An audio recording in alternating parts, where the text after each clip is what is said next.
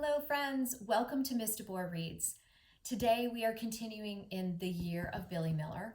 We are in part 2, Father, and we're on chapter 2 today. In chapter 1 we found out that Billy's papa is kind of being crabby right now. He's a little bit frustrated with trying to come up with an idea, and sometimes creators can get that way. They just are trying to get an idea, and while they're in the process, it's a little bit uncomfortable and it can make them crabby. And so we're going to find out how that works out. In addition, Papa has promised to help Billy and his friend Ned with their dioramas. Sal wants to make one too, of course. I'm going to show you one that I have started because you guys could do this at home. You could make a diorama.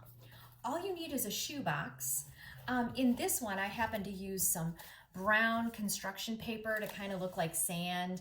In the background, I have what looks like hopefully ocean waves or lake waves. And I use some of that tissue paper to be kind of give it depth. You know what I mean? Because the cool thing about working on a box rather than a flat piece of paper is you can make it look 3D, right? And my fish is hanging there because I like the way it gives my fish movement. See that? So we're going to find out how Billy and Ned's dioramas turn out today in the next part of the year of Billy Miller.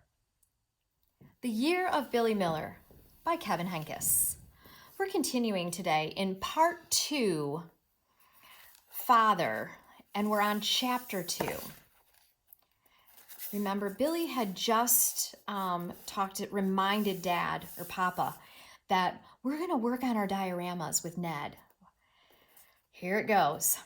While Mama graded papers in the dining room, the kitchen became a diorama workshop. Mama had found 3 shoe boxes in her closet that she was willing to give up. One for Billy, one for Ned, and one for Sal. Billy had gotten scissors, crayons, markers, construction paper, tissue paper, tape, and glue from the basement. Papa had thrown together some odds and ends from the garage that he thought might prove useful. Ned had brought 2 plastic sharks and some seashells from a Florida vacation to use for his diorama. And Sal had asked Papa if she could please use glitter, which was kept in a secret hiding place out of her reach. Do any of you kids know how Miss DeBoer feels about glitter? Oh my gosh, it's like the worst thing ever. I know it's fun and I know you guys love it, but good gravy. You have that piece of glitter that sticks to you for about 6 months. Anyway, so this sounds like my house. If I had glitter in it, actually most of the time I never even had it as an option. But the glitter is kept out of her reach because it could get messy. At first, Papa seemed jolly and had good suggestions to offer. He showed Billy how to replicate a cave by crumpling up a piece of gray construction paper, then smoothing it out and gluing it to the inside of the box. Because the paper was crisscrossed with folds and wrinkles, it really gave the shoebox the appearance of a worn silvery rock. Billy worked diligently. He had a vision in his head of how his diorama should turn out. He wanted to make 3 or 4 bats hanging from the top of the cave, and he wanted to make one big bat with its wings spread out to look as if it were flying. Billy cut several bats out of black construction paper. He worked quickly. The sleeping, hanging bats were fairly easy to make. Essentially, they were black ovals with tabs on one end. Billy folded the tabs and taped them to the inside top of the shoebox. So similar to kind of how I did.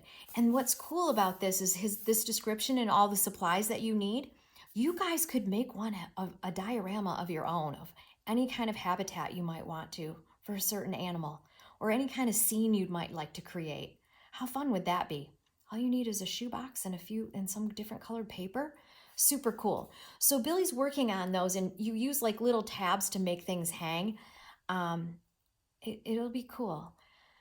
Billy cut several bats out of black construction paper. He worked quickly. The sleeping hanging bats were fairly easy. They were the black ovals with tabs, but Billy folded the tabs and taped them to the inside top of the shoebox. This is where he was having some difficulty. He had some difficulty with the flying bat. His hands couldn't get the scissors and the paper to do exactly what he wanted them to do. After a few failed attempts, Billy grew frustrated. He ripped up yet another lopsided bat and tossed it onto the floor, grunting. "Hey," said Papa, "what's the problem?" "Nothing." "Really?" No answer. "Do you need some help?" asked Papa. "No," said Billy. He wanted to do this on his own. "Okay," said Papa. "Fine." The sharpness had returned to his voice. Remember, he was still a little crabby. Billy finally cut out a bat that was acceptable, but he couldn't figure out how to attach it to the box and also make it appear as if it were flying, suspended in the air. "Now will you help me?" Billy asked Papa. Papa nodded. Billy explained his idea. "We can do this," said Papa. He cut a strip of heavy paper and folded it many times like an accordion. So I'm going to show you a little bit of what Papa did. So he has this piece. And folding like an accordion means, you know how you guys fold your fans? Except I'm using a much smaller piece. Obviously, this can't be a fan. So this is an accordion fold. I'm not sure if I'm right in the camera, but that's okay. So then it's like this. See how it's all zigzaggy? Okay, cool. So that's what Papa did. And he glued one end of the strip to the bat. So I have this bat cut out. So he would glue one end there, like that. And he's telling Billy, and he's going to hang it in Billy's box. And he's holding on to it for a few moments because you got to let that glue dry. So I'm just going to leave my bat up here. He glued one end of the strip to the bat and the other to the inside of the box. Papa held the glued ends firmly for what seemed like forever. "You have to be patient with glue," he said. At last, Papa angled the shoebox so that the opening faced Billy. "How's this?" asked Papa. If Billy looked at the diorama straight on, he couldn't see how the bat was fastened to the box. It truly looked as if the bat hung in the air. "That's good," said Billy. "You're welcome," said Papa. "Thank you," said Billy. He shook the diorama gently and the bat bounced. "Careful," warned Papa. "It's pretty delicate." To complete his cave, Billy chose some pebbles from Papa's assortment of things from the garage and glued them to the bottom of the box. He was proud of what he'd done. Billy had been so focused on his own diorama, wrapped in a cocoon of concentration, that he hadn't paid much attention to Ned's or Sal's. When he finally checked them out, a sinking feeling took hold of him. A sinking feeling. Is that a good feeling or bad? Oh, it's like, man. I wonder if he's disappointed now that he's comparing. Papa had helped Ned make an ocean from different shades of blue tissue paper, which he'd crinkled and layered. And because Ned had used real seashells and the store-bought sharks, his diorama looked professional. He'd also made 2 streaks of blood trailing from the shark's mouth with glitter glue, a perfect, gruesome finishing touch. Sal's diorama looked great too. Her ocean was messy, patches of globs of blue and green and silver glitter, but Papa had made a big, beautiful replica of Raindrop out of yellow construction paper. It filled most of the shoebox. In comparison, Billy felt that his project looked like it was made by a 2-year-old. That comparing. Sal watched Billy scrutinize his diorama. "Mine's better," she said. "Ned's too." "Ugh, mine's dumb," Billy mumbled.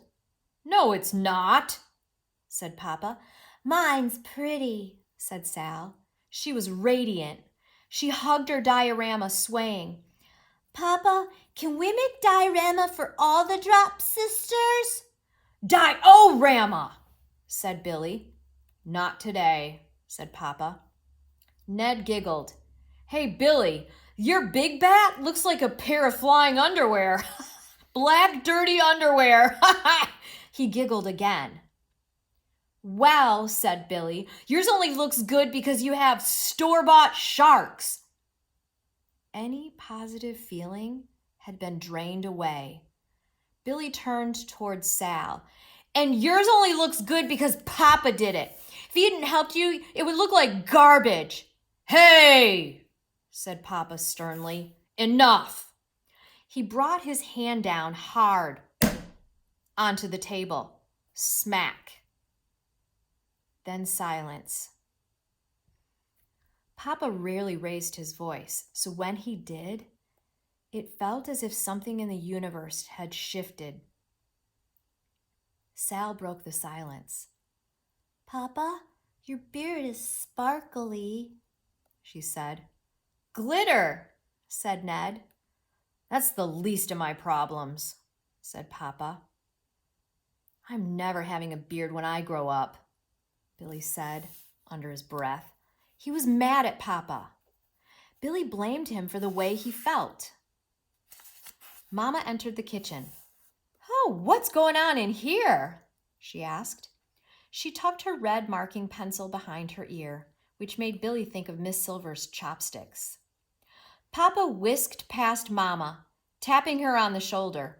Tag team, he said. Your turn. He disappeared out the back door. Do you think Papa maybe ran out of patience? Yeah. Especially with everyone arguing and not really a lot of good feeling going on right there. So Papa's going to go back out to his shop, right?